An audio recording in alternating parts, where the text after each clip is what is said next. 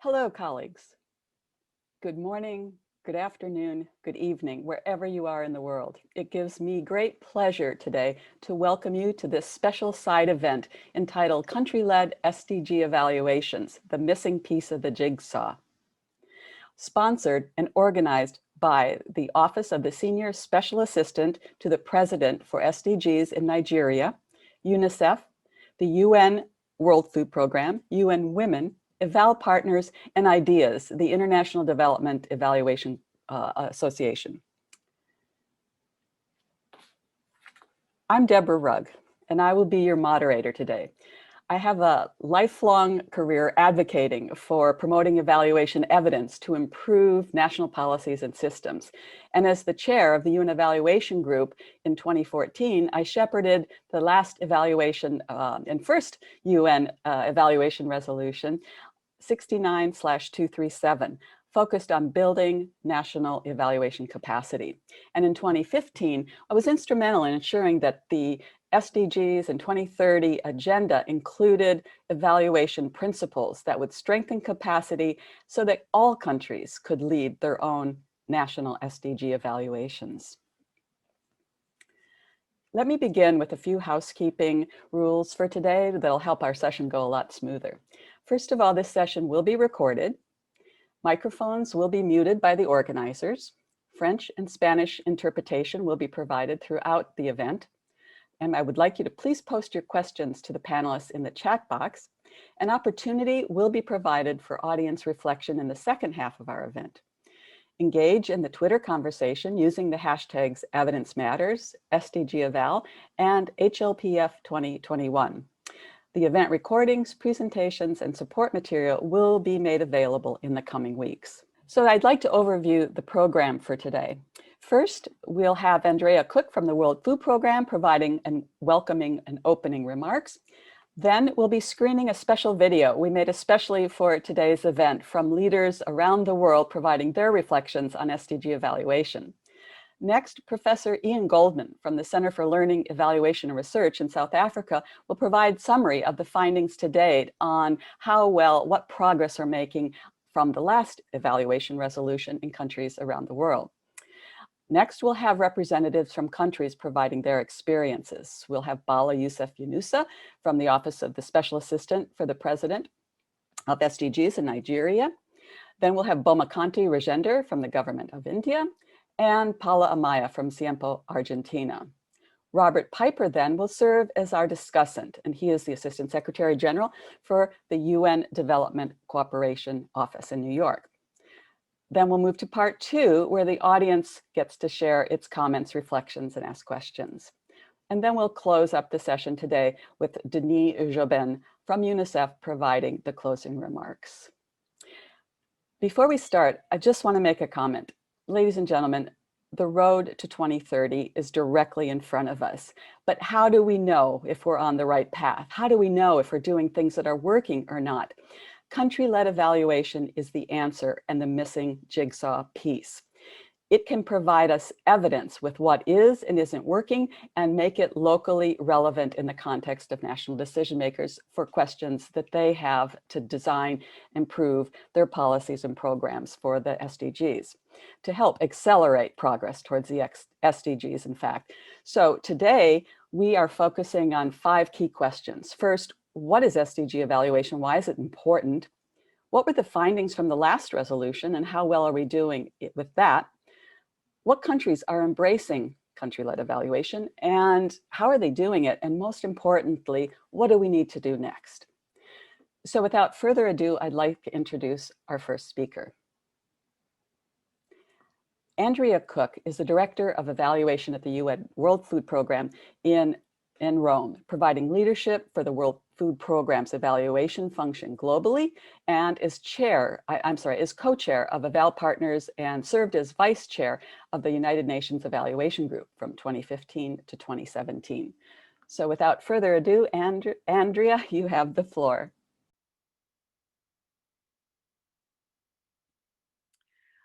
Dear panelists, I am afraid we have a bad connection with Andrea from the World Food Program. So what I will propose we do is when Andrea regains connections, we include her remarks a bit later and move now instead to starting with our keynote presentation by Professor Ian Goldman. Ian is an advisor of evaluation and evidence systems at the Center for Learning, Evaluation and Research in South Africa, where he leads research on M&E and its evidence use by African governments. He's the former Deputy Director General in South Africa's Department of Planning, Monitoring and Evaluation. He will speak to us today about the findings and lessons learned from the last UN Evaluation Resolution 69/237 that was a large-scale movement by member states to increase the country national level evaluation capacity and for the UN agencies to support countries in their request for building their capacity. So it's that status report that we've asked Ian to take a look at and share lessons on that past resolution with us today. So Ian, without further ado, you have the floor.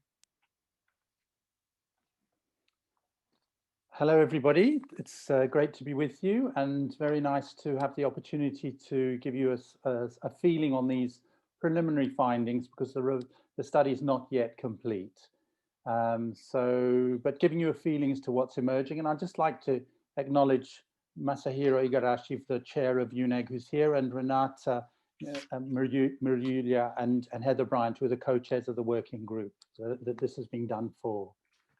So this study was commissioned to look at progress in implementing the 2014 resolution on NECD, and the report will come out in September.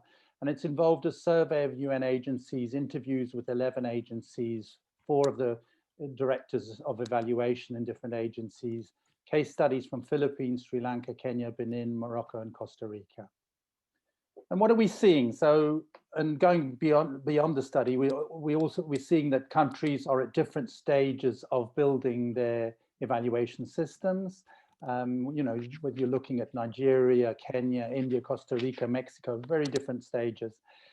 But evaluation is not just a technical issue, but it's political. And so inevitably it's in flux, and we see ebbs and flows in what's happening. Sometimes the executive leading the way, for example, the national executive perhaps in Uganda, or subnational in some cases, for example, in India or Brazil.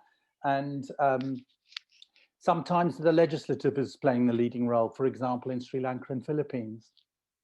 Overall, we see impressive progress since 2014. Some countries have moved rapidly since then, often with support from UN agencies. And we do see that it's the decentralized UN agencies in particular which have this capacity to operate at country level and are making significant contributions there.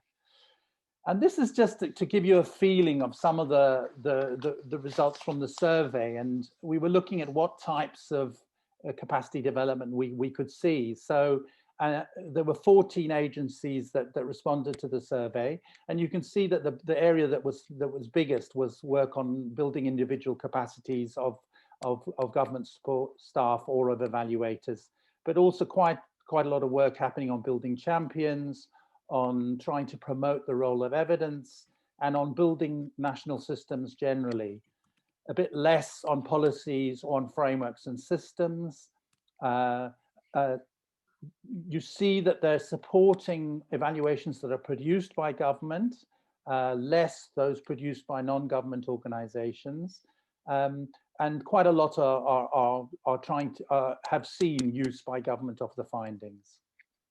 And I just picked some examples of some of the support that we're seeing around NECD. So in terms of strengthening understanding in government of the use of evaluative evidence, a couple of examples are the UNICEF CLEAR Anglophone Africa training of African countries in embedding evaluations in voluntary national reviews.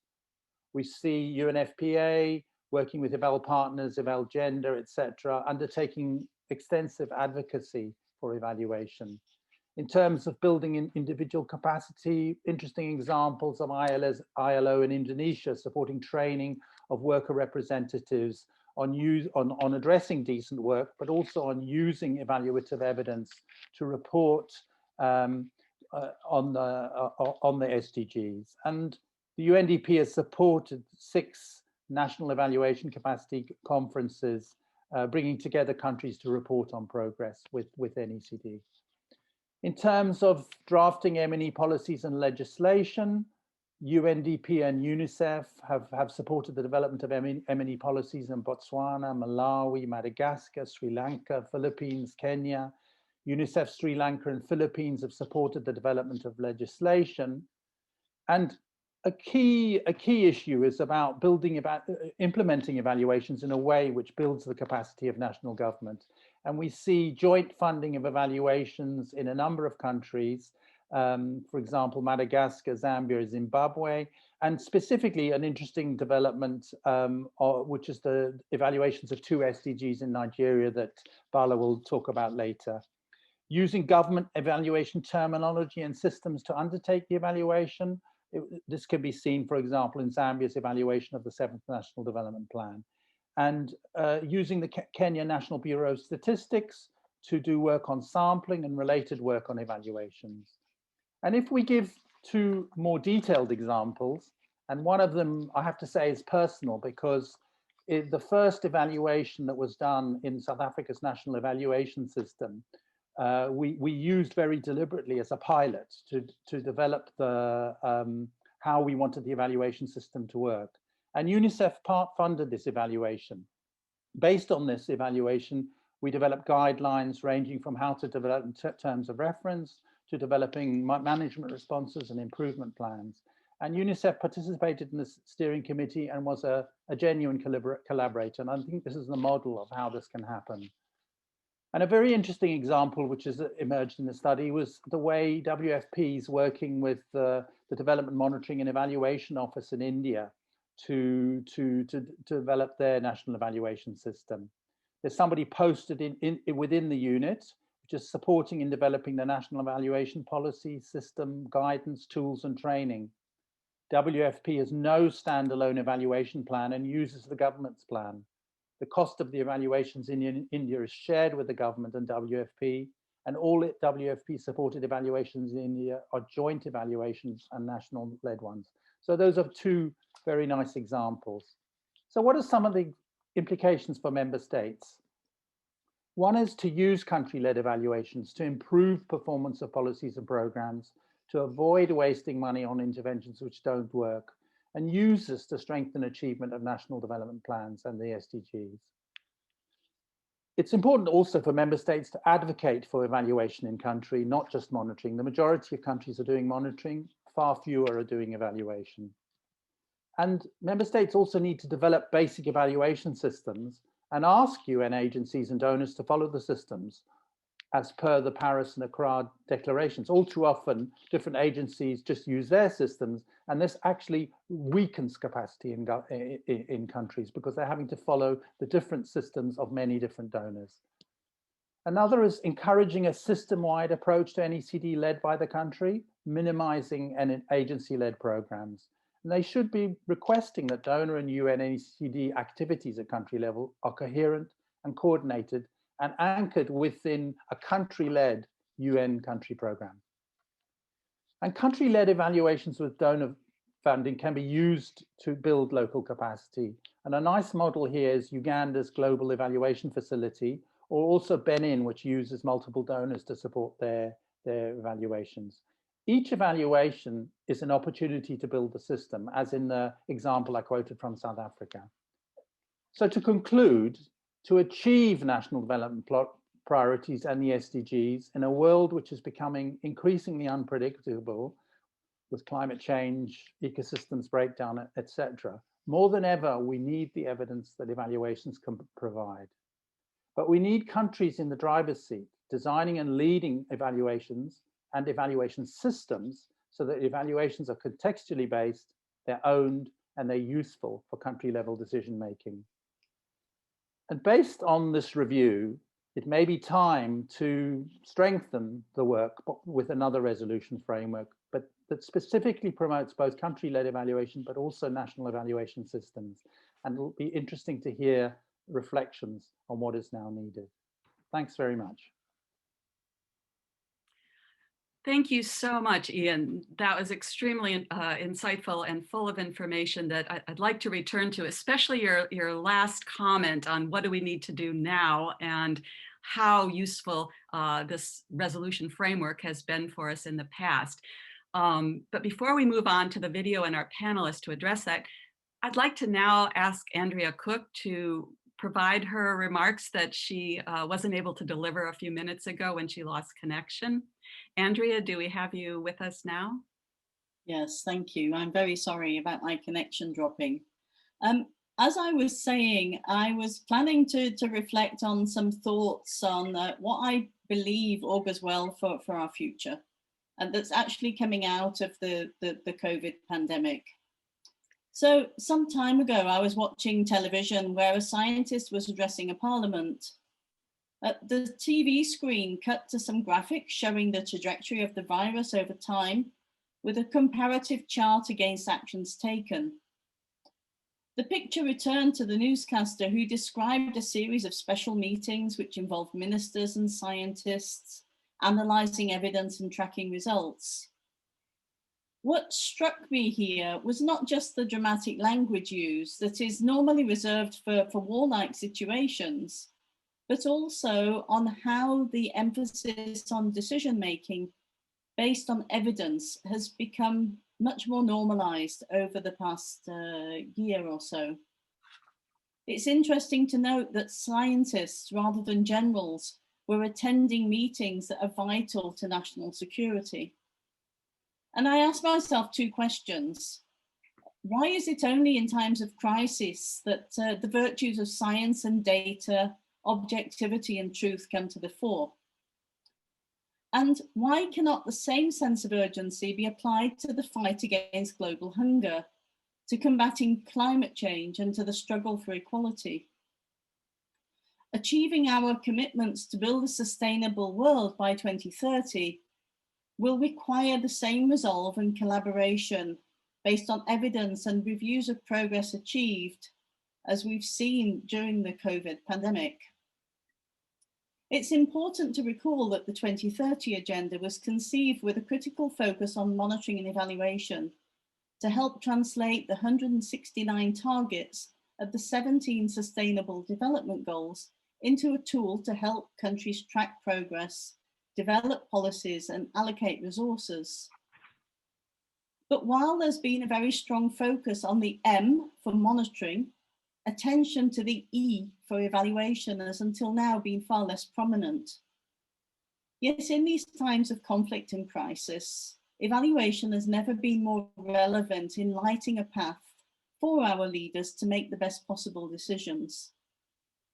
Evidence from evaluations helps us to learn and informs our actions so that we know what works, what doesn't and why, so that we correct our mistakes and champion our best practices.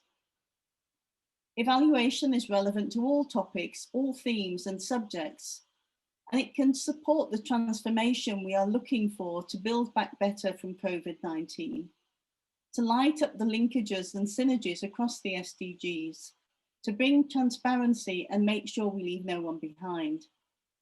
Evaluation has a great potential to steer a more precise course towards achievement of the 2030 agenda.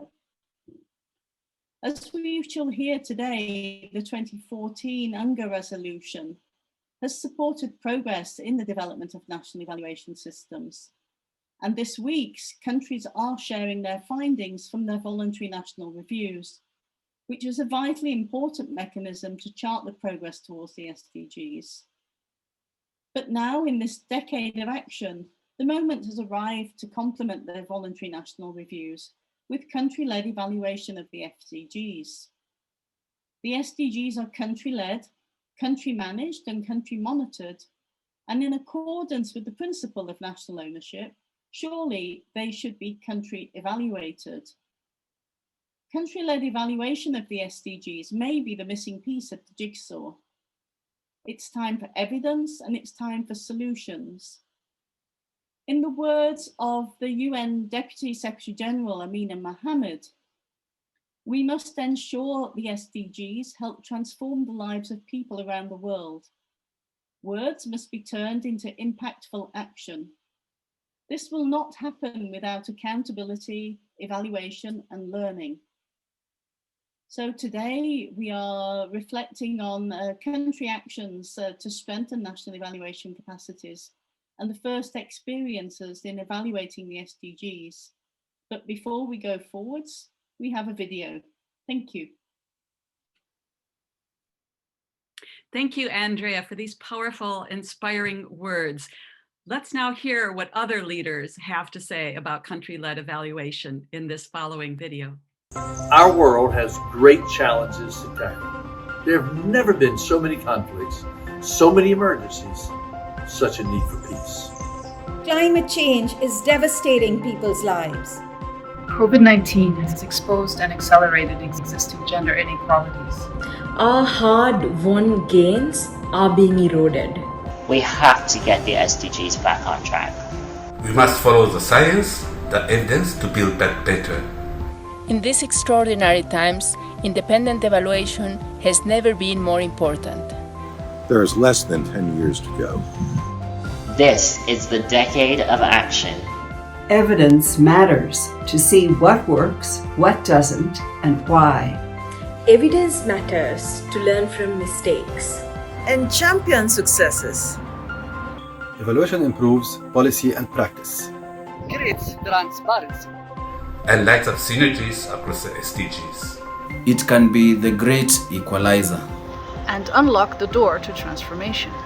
Kolamosi, Anishiki Shalamokwe, Shalchikiam, Alamiliang, Aptenokiam, Wanjin, Ialagomatit. Evaluation gives a voice to indigenous communities. Aho! We must leave no one behind, no stone unturned, no avenue unexplored. The SDGs are country-led, country-driven, and country-monitored. They should now be country-evaluated. Country-led evaluation can be the missing piece of the jigsaw. Let's come in. And the time to act is now.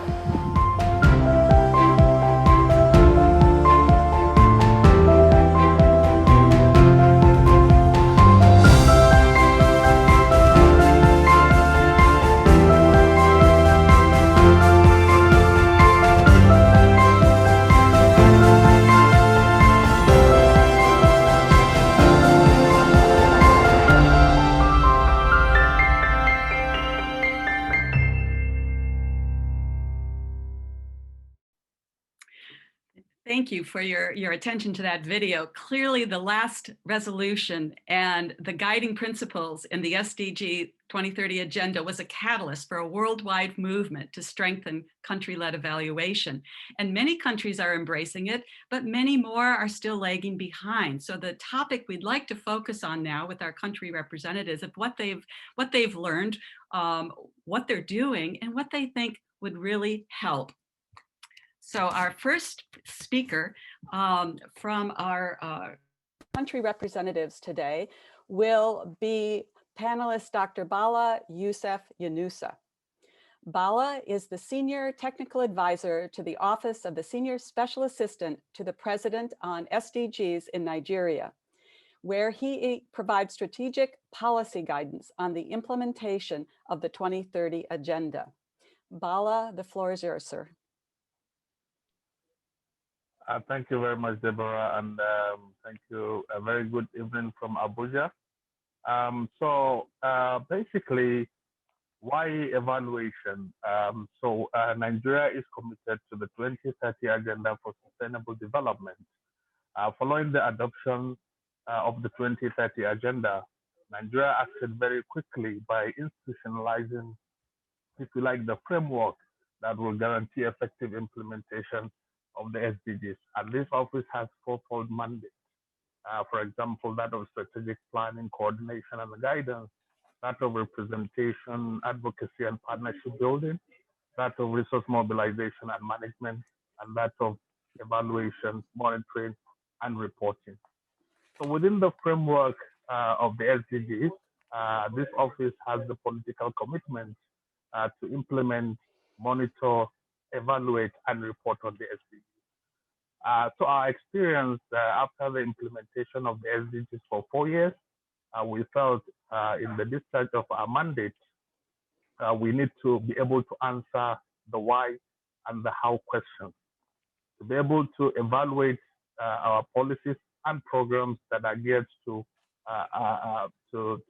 support the achievement of the SDGs in Nigeria.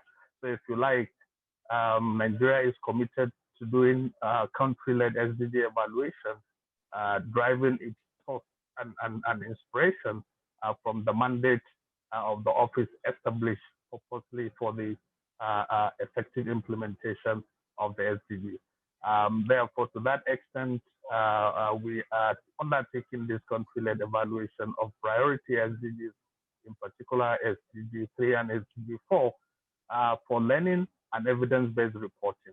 And Nigeria is committed to reporting to the high-level political forum, conducting voluntary national review every 2 years. And to be able to do an evidence-based voluntary national review, we need to undertake evaluation.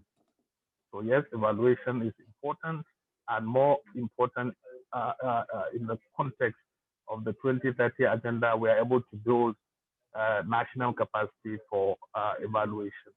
So at the moment, this evaluation that we started in 2019, we are almost concluding all the two with draft reports almost ready and will be ready by the end of August. And we hope to use that in the next couple of months and obviously until the next voluntary national review, do policy advocacy around the SDGs, the priority reporting SDGs, and also do, if you like, policy analysis that will help strengthen government policies and programs around these key findings of the evaluation. So to that extent, you will say that we are undertaking the country level led evaluation of this priority SDGs because there is political commitment to do so, and there is also the organizational capacity to ensure that we do evidence-based reporting to the high-level political forum as and when we plan to do so. Thank you. Thank you, Bala. That was an excellent summary, I think, of an example of the power of country-led evaluations when owned, designed, managed, and used by countries to influence key national policies. Thank you very much for that and for Nigeria's helping lead the way on this important example. Let's now turn to another region for an example, since country-led evaluation's use and utility is pervasive in countries around the world. We'd like to move now to our panelist, Dr. Bomakanti Rajender. Dr. Rajender joined the Embassy of India in Rome in 2019 as the alternate permanent representative of India to the UN Rome-based agencies. He was Joint Secretary in the Ministry of Agriculture for the Government of India prior to that. Dr. Rajendra, you have the floor, sir. Thank you very much, Deborah, for your kind introduction. Good morning, good afternoon, and good evening to distinguished delegates, colleagues, and friends. It is a pleasure to be with you today in this very important event to present the work of India in strengthening an evaluation culture and embarking on country-led evaluation of SDGs. India is giving full support to the ambition of 2030 agenda for sustainable development. India's Honorable Prime Minister, Shri Narendra Modi, has laid down the vision of Sabke Saath Sabka Vikas, meaning together for everyone's growth with everyone's trust, with an ambitious roadmap for an Atmanirbhar Bharat, an inclusive and self-reliant India achieving sustainable development. We believe that evaluation has a crucial role to play to achieve the National Development Agenda and the Sustainable Development Goals. Not only is it a valued government function that maximizes public expenditure efficiency, but evaluation can help translate policy and strategizes into targeted actions, especially into a post-COVID-19 world. This will be critical to achieving the SDG mission to leave no one behind. The connection between evaluation and planning is not new. Developmental planning and the use of evaluations as a measure for accountability have coexisted in India since the initiation of systematic planning in the early 1950s. However, recent years have witnessed greater focus on this area under the umbrella of the National Institution for Transforming India. And since 2015, the Development Monitoring and Evaluation Office has been tasked with the responsibility of both monitoring and evaluating the schemes and programs formulated by Government of India. In a short span of time, this office has launched and facilitated several initiatives to strengthen evidence and outcome-based decision-making and provide prudent and effective policy options for government. Let me share some examples. Firstly, we have evaluated 125 centrally sponsored schemes, part of the 15th Finance Commission cycle. This is in accordance with the Ministry of Finance guidelines that all government schemes and programs be evaluated. The schemes were analyzed against their relevance, efficiency, effectiveness, sustainability, impact, equity, analysis of cross-cutting themes such as gender, social inclusion, climate change, income, etc., were undertaken to assess the linkages between schemes and SDGs. The insights and recommendations provided by the evaluations informed policy decisions, implementation, course corrections, and deciding budgetary outlays. Secondly, there has been a rigorous evaluation of 2 to 3 broad areas of policy in a 2-year cycle, based on their importance in terms of budgetary allocations, current policy relevance, and other critical parameters. The shortlisted policies subsume several schemes with significant budgetary outlays and strong linkages with SDGs. And thirdly, we have forged partnerships with state governments, that is provincial governments, to strengthen their local evaluation institutions. States are the fulcrum of achieving SDGs in India. Strengthening evaluation capacities at the state level is critical for improving public service delivery. But while much has been achieved in strengthening the country-led evaluations in the past few years, India still has some way to go. Let me highlight some areas for attention. There is a wide diversity in skills, experience, and appetite for evaluations across government and non-government stakeholders. Techniques of monitoring and evaluation vary widely, and there is limited standardization of protocols and the resolution data. The voluntary national reviews of SDGs in India have limited overlaps with the insights generated through evaluations. The funneling of evaluation insights into SDGs planning and reporting framework at national and subnational levels requires more concerted efforts. In addition, India is yet to adopt a national evaluation policy and framework that transforms evaluation from an accountability to a learning and decision-making tool. To address these gaps and to strengthen monitoring and evaluation ecosystem in India, we have been working with partners. The Development Monitoring and Evaluation Office has established partnerships with national think tanks and academic centers of excellence, national and state training institutions, and international agencies. I would like to highlight the work we have been doing with the World Food Programme in this regard. Last year, we entered into a technical collaboration with WFP aimed at strengthening government evaluation capacities and competencies at the national and state level, while advocating for a national evaluation policy and assessing a new and emerging issues related to food security and nutrition. WFP has also undertaken several innovative pilot projects, including their evaluations, in cooperation with the national and state government to strengthen the public food and nutrition security program. One example, an evaluation on the effectiveness of rice fortification programs in different parts of India has contributed to building an evidence-backed case by the introduction of fortified rice as part of the food safety nets, particularly the public distribution system. Based on the evidence, the Government of India has launched a pilot scheme on the rice fortification covering 15 states that will benefit millions of beneficiaries. Moving forward, India's efforts to institutionalize a culture of learning and evidence and outcome-based policy making requires concerted efforts from all stakeholders at all levels. As evidence and results gain attention in the national government agenda, the need of the hour is to learn from the global expertise and experience, replicate good evaluative practices and systems, and strengthen meaningful knowledge exchange between countries and organizations. Evaluations in India also need to transform from transparency and accountability tools to systems that support effective policy making and budgetary decisions. This may require a diversification of evaluation products as well as greater use of technology-driven solutions. More importantly, for evaluations to be country-led, I'll conclude in a minute, it's a bit longer, to be country-led, and the capacities of government functionaries would require strengthening at all levels. As a result, capacity building initiatives need to be localized and aware of subnational realities. Voluntary national reviews need to act as a key data source for evaluations and vice versa. The evaluation centrally sponsored schemes and the planned central sector schemes cover large section of public expenditure schemes and programs.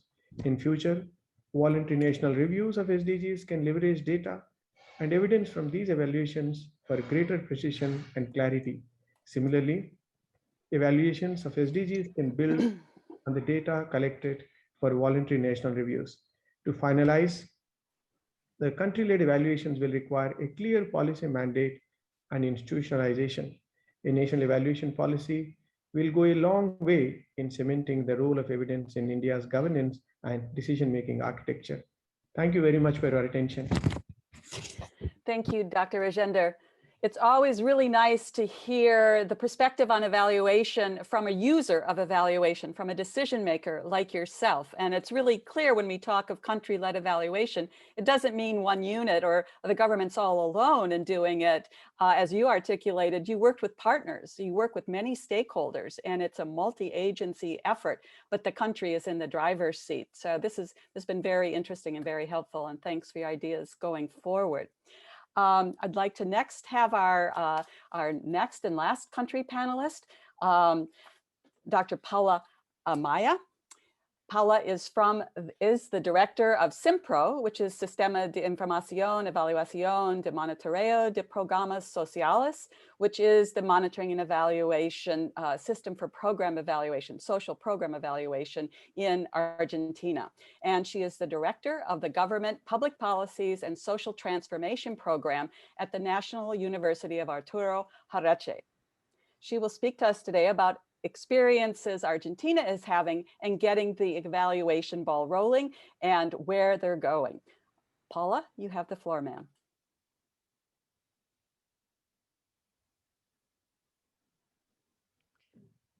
Muy buenas tardes, gracias Débora, buenas tardes a todos y todas.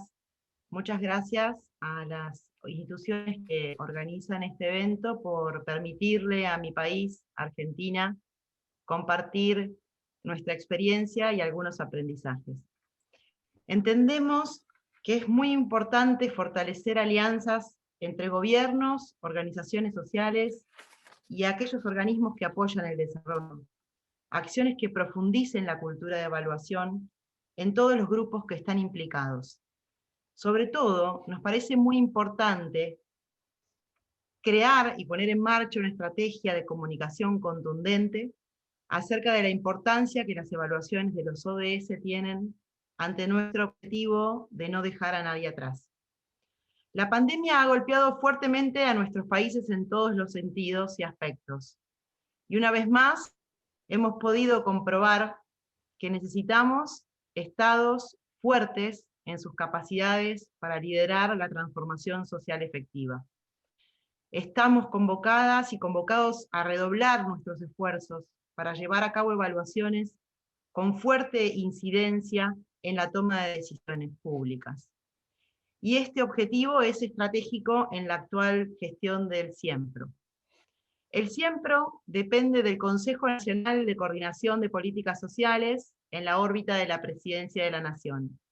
Construye y analiza información social, económica, de cobertura, monitorea y evalúa los programas sociales. Lleva a cabo esta tarea en articulación con todos los organismos del Estado Nacional y con la Jefatura de Gabinete de Ministros. Cada año elabora un plan anual que implica e incluye el monitoreo y la evaluación de aquellos programas estratégicos en relación con los ODS. Aquí quisiera enunciar un primer punto que consideramos central. La complejidad de las problemáticas sociales actuales nos obliga a trabajar de manera articulada entre las distintas áreas y niveles del Estado, las organizaciones sociales y los organismos que apoyan el desarrollo. Lograremos hacer frente al desarrollo sustentable si somos capaces de movernos de manera colaborativa, haciendo sinergia y abandonando miradas segmentadas. Un ejemplo de articulación que queremos compartir es el trabajo que el CIEMPRO está realizando junto al Ministerio de Mujeres, Género y Diversidades en Argentina. En esta articulación estamos revisando los indicadores sociales con perspectiva de género y diversidad, visualizando algunas necesidades.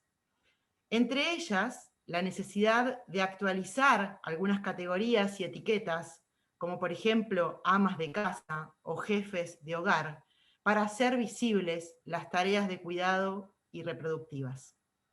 Es necesario asumir el debate técnico y político que implica nominar. Construir registros administrativos que no invisibilicen las violencias de género, pero sin perder trazabilidad histórica. Por ejemplo, discutir la dificultad que implica utilizar categorías hombre-mujer, lo que eso lleva llevando al Estado a contemplar y accionar una realidad parcial, sin poder poner en marcha el diseño y la implementación de políticas que atiendan las distintas diversidades. ¿Qué hemos hecho en Argentina durante el 2020 para monitorear los efectos de las acciones de gobierno en el progreso de los indicadores sociales relacionados con los ODS?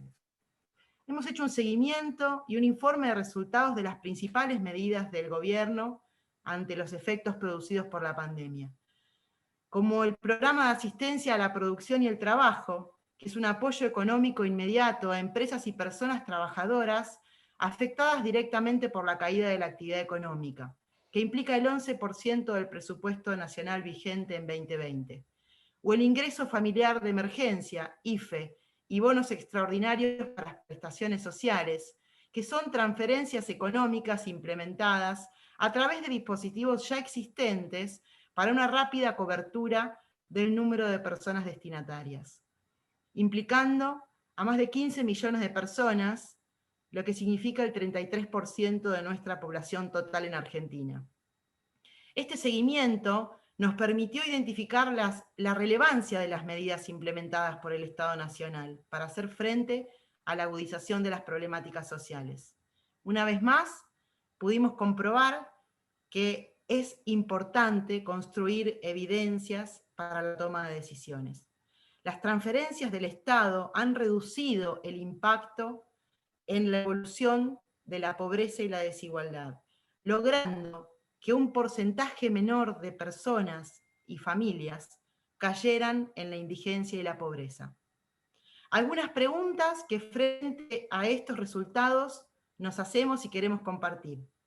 ¿Cuáles fueron los efectos de estas medidas en la progresión de los diferentes indicadores sociales relacionados con los ODS? ¿Cómo hubiesen evolucionado esos indicadores si no hubiéramos implementado estas medidas? ¿Cómo utilizar estas experiencias para la toma de decisiones respecto de las políticas necesarias para avanzar en la Agenda 2030 en escenarios de pospandemia? El CIEMPRO tiene por decreto presidencial la responsabilidad de evaluar los programas estratégicos. Aquí otro punto que quisiera compartir como reflexión. Es necesario que demos cuenta de la transformación social efectiva producida por las intervenciones del Estado, construyendo información concreta que nos hable de esta transformación, coherente y consistente. Durante el año 2021 estamos realizando un conjunto de evaluaciones que permitirán asociar los resultados de las principales políticas con el progreso en el logro de los objetivos de desarrollo. 3 de ellas están específicamente orientadas a analizar y comprender las principales transformaciones en las condiciones de vida en nuestros barrios populares, relacionándose entonces con la construcción de información respectivamente vinculadas a los objetivos 1 y 11 de los ODS en términos generales, también con otros objetivos. Otras 3 evaluaciones que estamos llevando a cabo están relacionadas con las intervenciones en el campo educativo, para poder construir información sobre las principales estrategias que se pusieron en marcha en el sistema de educación, en la continuidad pedagógica y en la vuelta a la presencialidad. También en el campo de la salud. Claramente, los ODS no consideraron la emergencia que esta pandemia nos trae.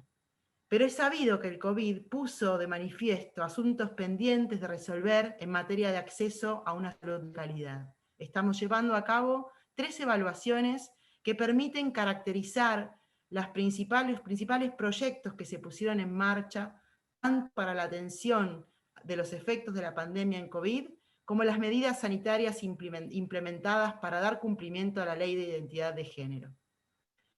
Estas intervenciones nos permitirán evaluar la calidad y el progreso en ella en los sistemas de salud. Por último, la evaluación de IFE, solo para poner algunos de los ejemplos de las evaluaciones que estamos llevando a cabo, nos permitirán, a través de su análisis, poder construir información valiosa para discutir acerca de los resultados que pueden esperarse de una política de ingreso universal. Estos son algunos ejemplos de las evaluaciones que tenemos en marcha, todas realizadas con representación nacional, dando cuenta de las diferencias regionales de nuestro país, con distintas estrategias metodológicas que ustedes pueden consultar en la web institucional www.argentina.gov.ar. Algunas reflexiones para cerrar mi intervención. ¿Por qué evaluar el progreso de los ODS? ¿Por qué hacerlo de manera articulada con los sistemas de evaluación en los países? Solo sobre la evidencia podremos trabajar mejores decisiones. Para esto, la articulación entre las áreas y sistemas es imprescindible, fortaleciendo la socialización de experiencias entre países para potenciar avances. Tenemos una gran responsabilidad: dar pasos concretos y visibles para lograr la igualdad de oportunidades y el desarrollo de nuestros pueblos. Construir evidencias e incidir en la toma de decisiones es imprescindible para que en nuestros países la sonrisa de nuestros niños y niñas sea un bien de las mayorías, para que nuestras mujeres y diversidades ejerzan de una vez su derecho a una vida digna, para lograr definitivamente que nadie, pero nadie, quede atrás. Gracias. Thank you, Paula, for speaking your powerful truth for all of us and sharing what Argentina is now doing to move forward. Thank you so much. I'd now like to turn to our discussant to give his reflections on the panel's comments today and his own perspectives after 30 years working in this field and being instrumental in the SDGs. Our discussant is Robert Piper. Robert is the Assistant Secretary General of the United Nations Development Coordination Office. He brings to this position 30 years of experience in international development, humanitarian response, and peace building at the United Nations. Robert, the floor is yours. Thank you, Deborah, and thank you everyone for the opportunity to join you. I really do feel these discussions are incredibly important, and I'm just so impressed with the presentations we've already heard, and in the way in which governments have really come together to use evaluation to get to a much more evidence-based policy making. I think this is what we're all striving for And this switch towards evidence-based. And for the United Nations, for those of you that are not maybe familiar with this, over the last few years, this Secretary General has launched pretty dramatic reforms of the UN development system, precisely to make sure that we are more accountable, that we are more effective, and that we are more efficient across the whole UN development system. That's about 40 agencies working in many of your countries. It's a spending of about $18 billion a year. So it's a big set of activities by the UN development system, and it needs obviously lots of room for improvement. We've overhauled our structure, our architecture. We've overhauled the way, the instruments that we use to plan and report together. And we're also getting serious about evaluation, I think. Evaluation in the sense of both system-wide evaluations on a thematic basis. So we will be seeing a lot more cross-agency evaluation on issues like, say, our climate response in Africa, or our response on, I don't know, reintegration of ex-combatants in conflict zones and so forth. And secondly, a large category of a new generation, if you will, of evaluations of our interagency planning instrument, which used to be called the UNDAF, or the UN Development Assistance Framework, and is today called the Sustainable Development Cooperation Framework. The cooperation framework is our new generation UNDAF, which has a number of, I think, improvements on it. I run an office called the Development Coordination Office, which manages the resident coordinator system that brings our country teams together. Each of them, 131 of them around the world, led by UN resident coordinators. And we also are the secretary at the global level to many of the interagency coordination mechanisms, so that the system comes together effectively at the policy level, as well as at the globally, and as well at the country level. We have, for the first time ever, recently recruited a senior evaluation officer within my office at DCO, which is there to advise country teams as they embark on their cooperation framework evaluations. We have budgeted, we have a $5 million budget that we have costed for 99 evaluations that will be taken between 2021 and 2024. We will be evaluating 99 of our cooperation frameworks around the globe. We're developing new guidance, working very closely under the leadership of the UN evaluation group, who are obviously present in big numbers today. So we're working at the heart of the system. We are also restructuring our regional architecture of the UN and really hoping that we can build a higher degree of quality control at that regional level, where a lot of the strength of the UN system is our regional directors are the ones that really have very strong accountability and links to the country level. So we're building up a capacity at the regional level to do more quality control, more lessons learning at the regional level to be fed back into our cooperation exercises.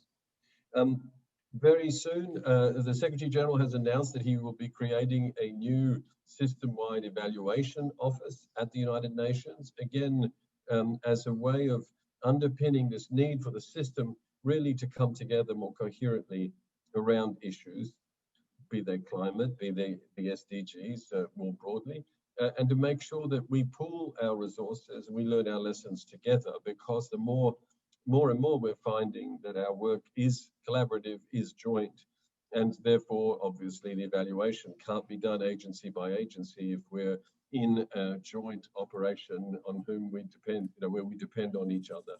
So the more you will be seeing more and more joint evaluations across the system.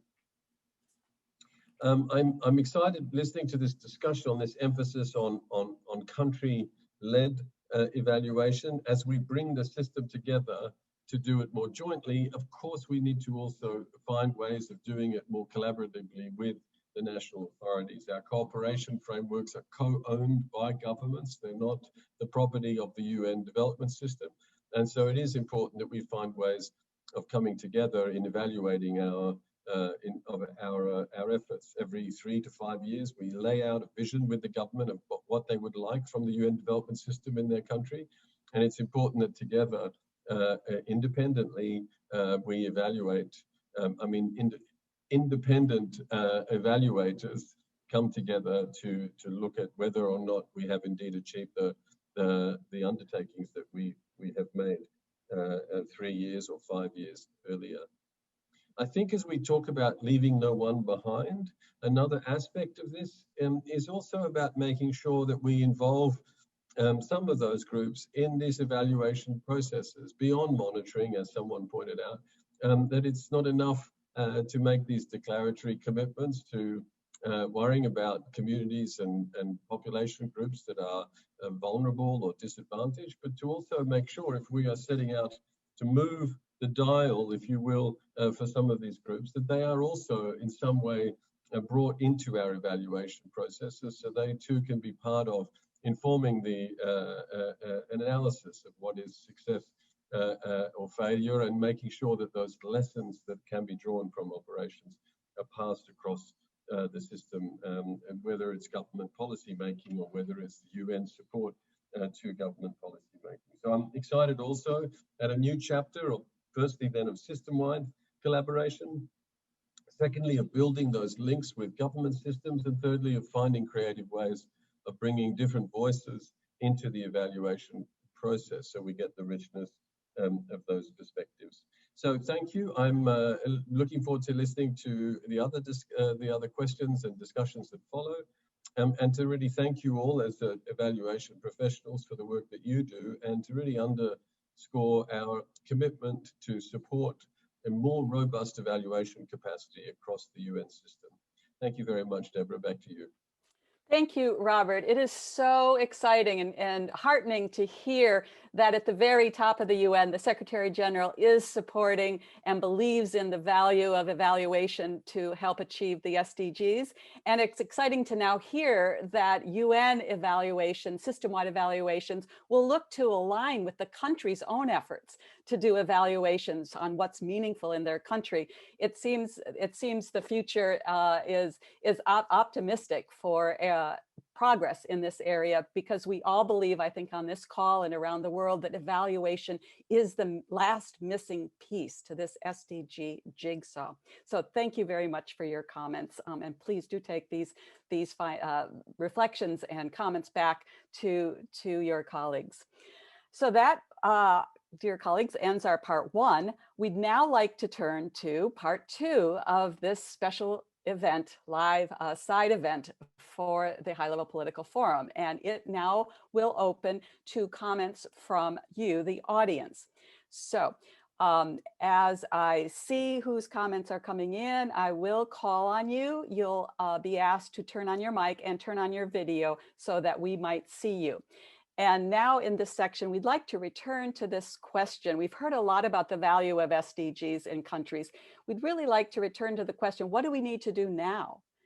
What things are needed to really catalyze and promote more action and utility of country-led evaluations at the country level and globally, including a possible new evaluation resolution framework that, like we had in 2014. So I'd like to get your perspectives on that. And please, time is limited. We'd like to hear from as many people as possible. If our first speakers could limit commenters could limit their comments to 2 minutes. So let's see here what we have. Timothy Lubanga, are you available to make your comments? And if so, you'll need to turn on your mic, Timothy, and turn on your video so we can see your smiling face as you present your reflections on this issue of country-led evaluations. What's going on in your country and what does the future need? Thank you very much, Deborah. I don't know whether you can see my video.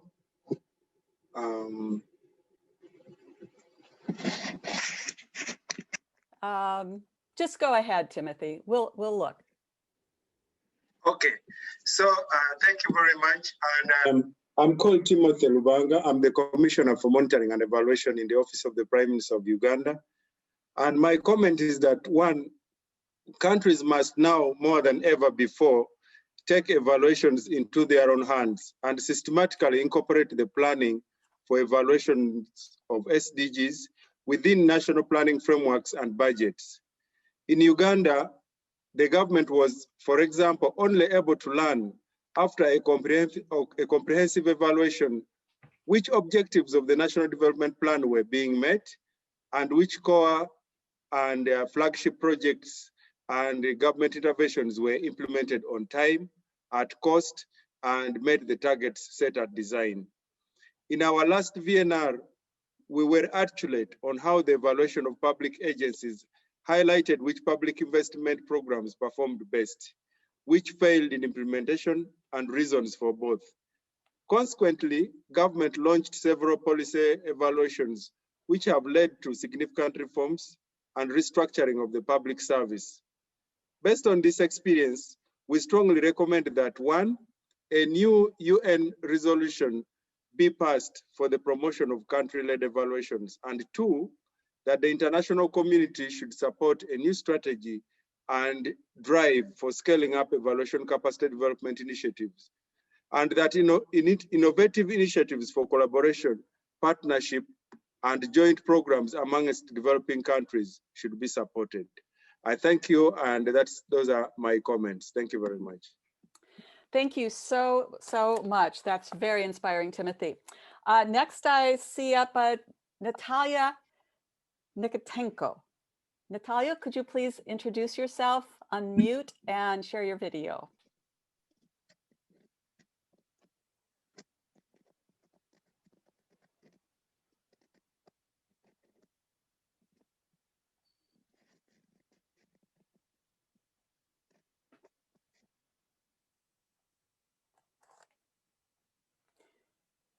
Natalia, while you're getting yourself set up, I did have a question for Timothy. Timothy, you and Uganda have done so much in evaluation, and I'm wondering if you could comment on the Uganda evaluation map that you've used to map over the 600 evaluations done in Uganda so far.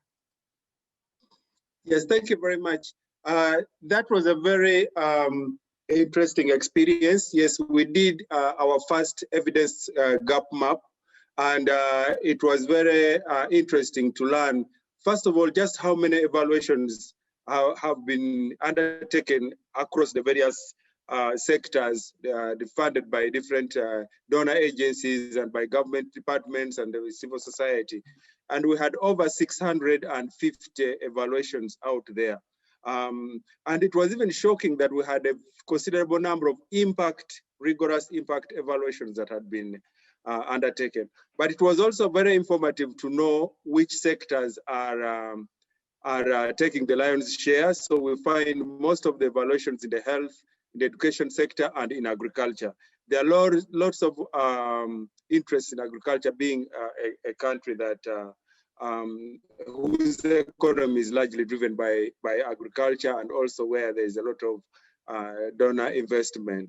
So this evidence gap map also was able to give us an indication of, for example, what type of evaluators are we hiring?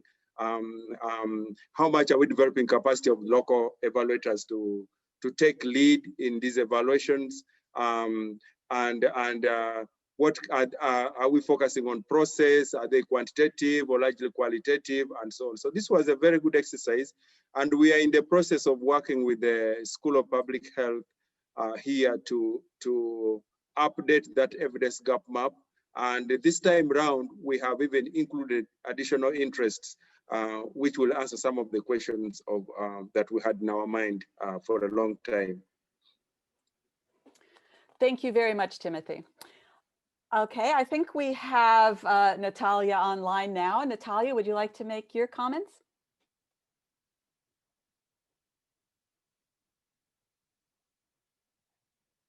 Natalia from Kyrgyzstan?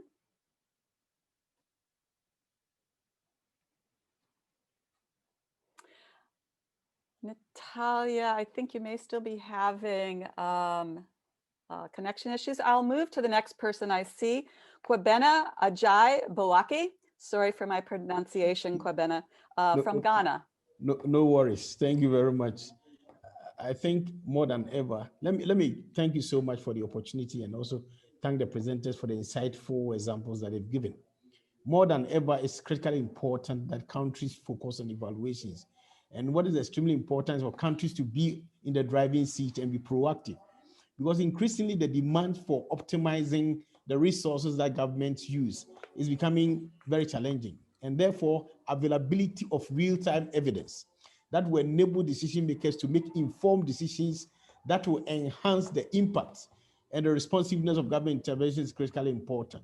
I believe that the effort you are putting in place is timely in the sense that it will enable countries to actually learn from what they are doing and increasingly feed into the process what is relevant and what is working and what's not working. And at the end of the day, be able to ensure that we address what matters to the people. A colleague made a statement that we have to scratch where it's itching. We have to handle the situation where it matters to people. It's not about doing something, it's about doing what will optimize, what will help to improve the livelihoods and transform economies. For instance, in Ghana, over the last 3 years, we are zeroing in and ensuring that ministries and departments and agencies themselves, we grow the demand and also create the appetite for the decision makers to see the value, instead of seeing it as a means of finding fault, but rather helping them to see as enabling them to be ahead of the knowledge curve so that they will be able to be in the right position to influence, to bring change that is required. So country-led evaluations is very important, and for me, it's timely, so that countries like Ghana, we will be able to actually put our monies where our mouth is, to be able to actually address what matters to the citizens, learn from what is working, and make changes on time. There are some changes, if you don't do on time, becomes too late, and some of them cannot wait. So I believe country-led evaluation is trying to enable us to do the right thing at the right time. If I want to put it in a simple form, enabling countries to take the right decisions at the right time so that we are able to generate the impact that we want. It is all about the future that we want. It's all about the improvement that we want. Thank you very much. Thank you so much for those inspiring comments from Ghana. Next, I see Natalie Salas from Latin America and Germany.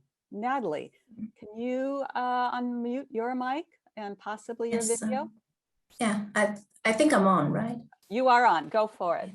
Thank you very much, Deborah. Well, as you said, my name is Natalie Salas, and I work at DIVAL, the German Institute for Development Evaluation. And I'm located in Costa Rica right now. Well, DIVAL has a project on evaluation capacity development, which fosters evaluation functions and capacities on multiple stakeholders in Latin America. And recently, we supported the Ministry of Planning of Costa Rica to develop its own evaluation of the non-refundable cooperation on biodiversity and climate change, and which is actually the first time in the region that an evaluation of international cooperation is done by a recipient country. And this evaluation had an important focus on some SDGs and some principles of the Agenda 2030. And after a little more than 7 months that the evaluation was completed, we can assure you that the Ministry of Planning of Costa Rica has the capacity to conduct a full evaluation of the SDGs by itself, and that other Global South countries may know quite well what and how to evaluate, and even where to lead their own development processes. All they need is a little push to strengthen their own capacities to do so. So based in this experience, I personally think that development cooperation should be committed to fostering those evaluation capacities and not the other way around, where the Global North carry out high quality evaluations in partner countries, hoping at the end that they will use the results. Ownership is the missing piece of the puzzle. But I also think that in order to have good country-led evaluations, it is important that the UN establishes a resolution on evaluation capacity development. And I'd like to quote Ms. Pilar Garrido, who's the Minister of Planning of Costa Rica, who actually participated in another side event a couple of days ago. She said that evaluation should be a public good. I'll just add that country-led evaluation should be a public good. Thank you. Thank you so much, Natalie. I have to insert that is music to my ears. My platform is country-led evaluation is a citizen's right, every citizen's right. So thank you for that comment. Next, we have Abdoulaye Gounod from Benin. Abdoulaye? Oui. Bonjour, moi c'est Abdoulaye Gounod. Je suis le chef du bureau de l'évaluation des politiques publiques sortant à la présidence de la République du Bénin.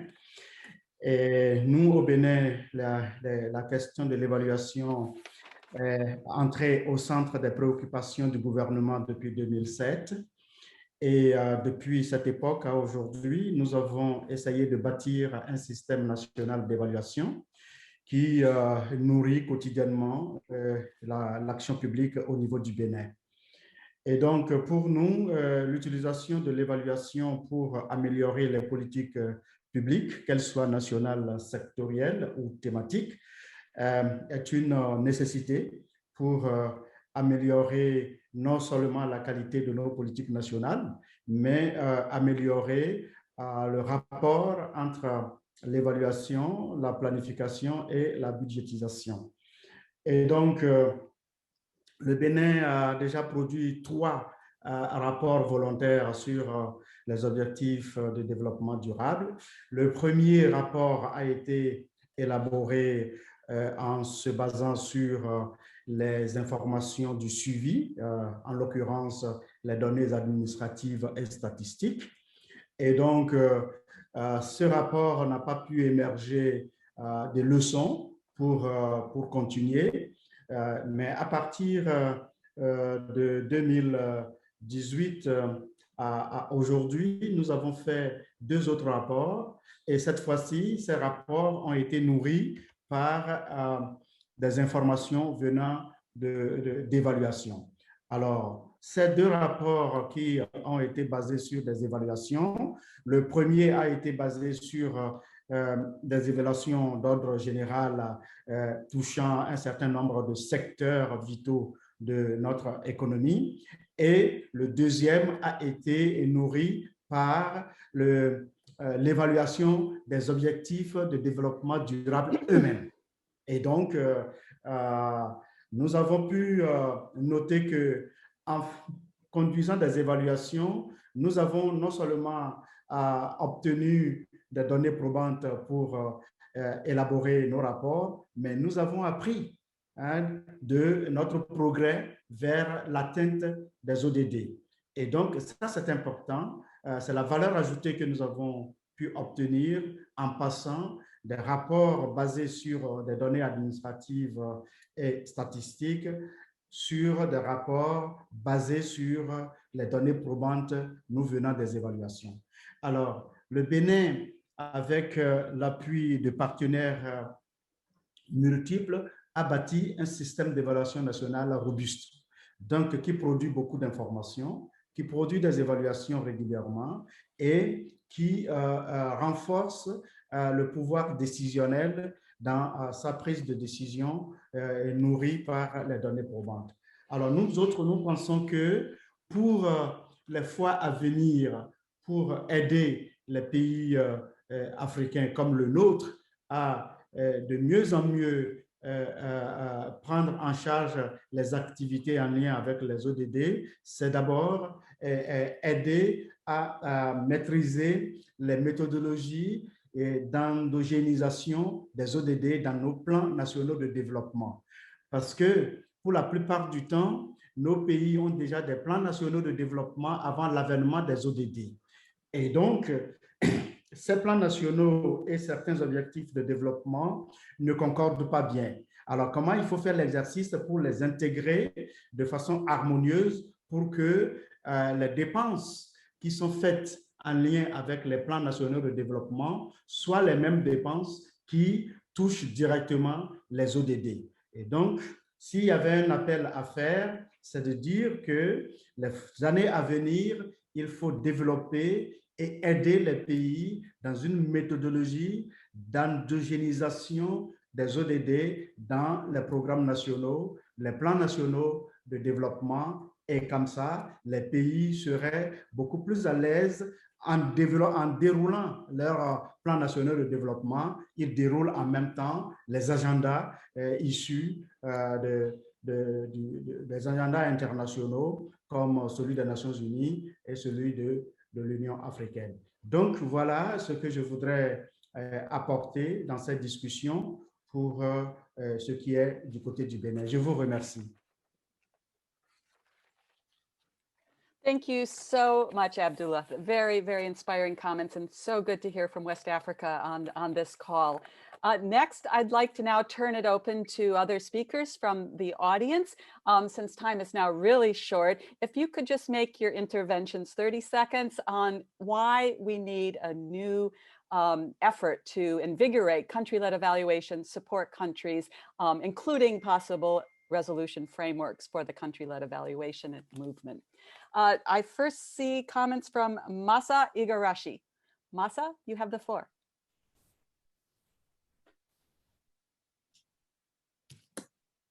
Hi, this is Masa Igarashi. I'm the current chair of United Nations Evaluation Group. And it's so nice to see you, Deborah, after a long time that we worked together hard for the first round.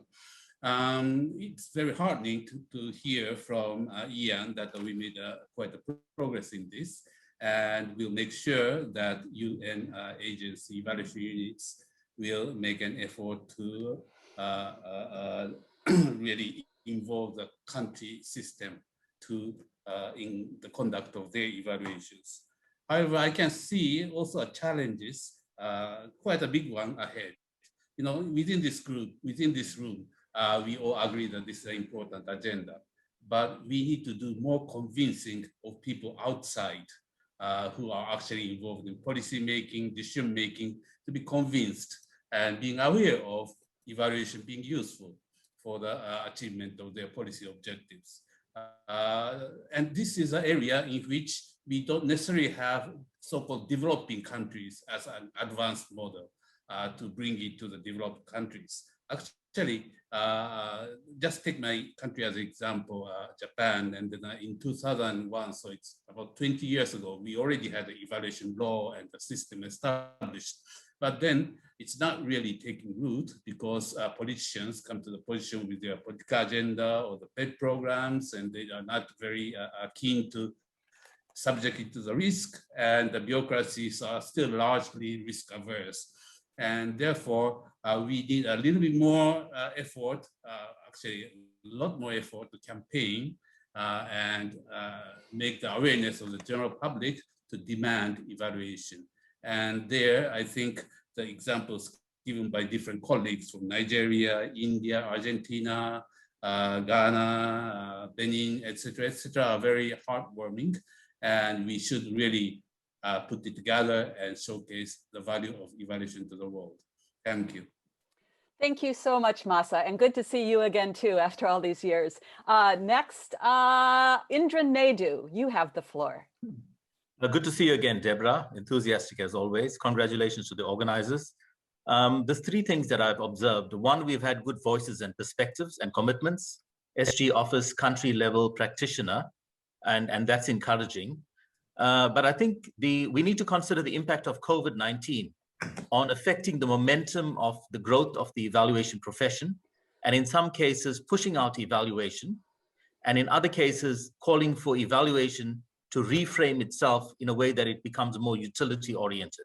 I don't know what the answers are to this, but we cannot assume it's going to be business as usual, either in the realm of evaluation capacity building or in terms of evaluation practice. Just something for us to think about, but good to be back and part of the community again.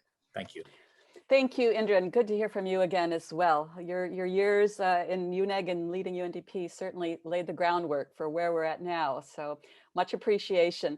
Now I want to also look, you know, a comment came in from Nikki, who has been working with Indigenous populations and First Nations around the world for some time. And Nikki, if you're on the line, would you like to frame your question and reflection for the audience?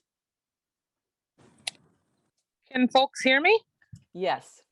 I don't know how to turn my camera on. I apologize. Kolamausi.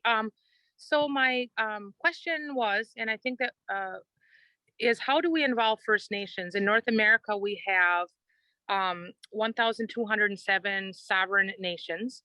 Obviously, we know from the United Nations reports that the places that the earth is the most healthy is where tribes use tribal governments use treaty and sovereignty to protect the earth and our natural resources and relatives.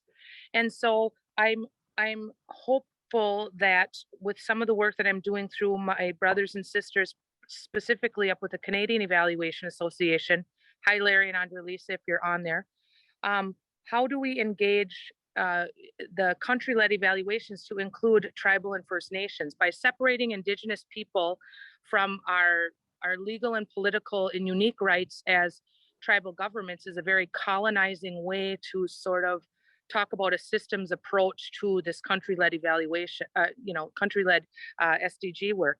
And I think that there are plenty of organizations that are already working on this, tribal governments, and I think there are nonprofits like in our United States National Congress of American Indians, besides nation to nation work per tribal government would be awesome. So we're hoping to see that, and I'm still young yet, or middle-aged anyway, so I'll be around helping with that work. And thank you for allowing us a voice here and on the starting video.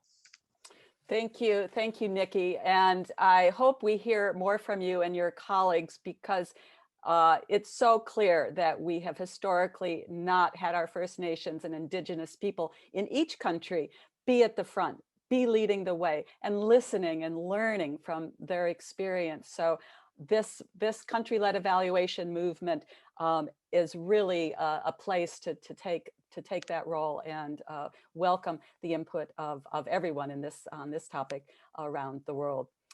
Thank you. Colleagues, I'm looking at the time, and my job, my unfortunate job, which I am reluctant to do, is to keep time and to have to end sessions and move us on. We also have one last speaker to provide the closing remarks to this very, very interesting special event today. And I want to make sure we don't shortchange him. Our closing remarks are going to be from Mr. Denis Jobin from UNICEF. Denis is a senior evaluation specialist for the UNICEF Evaluation Office in New York. Prior to this, he was Chief of Planning, M&E, and Field Coordination of UNICEF Nigeria from 2010 to 18. He also led the Impact Evaluation Team at the Canadian National Crime Prevention Center and performance audits for the Supreme Audit Institution in Canada. So without further ado, Denis, bring this home for us. The floor is yours. Thank you. I guess I'm on mute. Okay, dear colleague, friend, participant, and esteemed panelists, thank you for the, I wish to thank you on behalf of the partner for your kind participation and rich participation in today's event, which I think is very successful. This event comes in a very relevant time. I think it's almost more than 6 years actually since the endorsement of the 2013 agenda, and there has been very limited but yet quite important, as Jan showed, progress on country-led evaluation of the SDGs. This was also a very timely event, especially in light of the still ongoing pandemic. As of today, as you know, as a result of COVID, extreme poverty has risen in 2020 in the first time since 20 years. About 100 additional million are living in poverty because of the pandemic, and it's expected to be 150 million by the end of this year, 5-6 months, and among which 82 million are children, which is important. The COVID-19 pandemic, as well as an unprecedented economic, social, political strain on all of us in their effort to manage the various consequences of the pandemic, countries urgently need to adjust their policies and programs to get back on track and to accelerate even the achievement of the SDGs, and to catch on the setback brought by COVID. So evaluation, and especially country-led evaluation, play a key role in this very scenario. Evaluation are informing decision and policy and providing timely evidence, accountability, and learning, as you know, and maybe how country-led evaluation can better connect with country-led management and decision-making and planning. All these urgently needs, urgent needs to be overcome. This challenge needs to be urgently overcome, and to support the country in better addressing their commitment to the SDGs. As our UNICEF Executive Director said in the video, perhaps the country-led evaluation is the missing piece of the 2013 agenda jigsaw. UNICEF was very active in the preparation of the 2014 UN General Assembly resolution on national evaluation capacity development that you have heard from Jan and Deborah earlier today. Has been a strong advocate, and UNICEF has been a strong advocate for its implementation.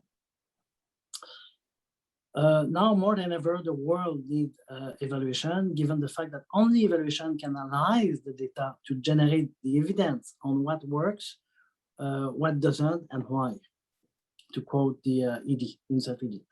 I will also like to take this opportunity to introduce our new director, Robert McCout is listening to us right now, and he has been recently appointed. As you know, Rob is currently Chief Evaluation Officer for the WHO, and he will be officially joining us here in New York soon, maybe in the next couple of months. So we're waiting for him to join us.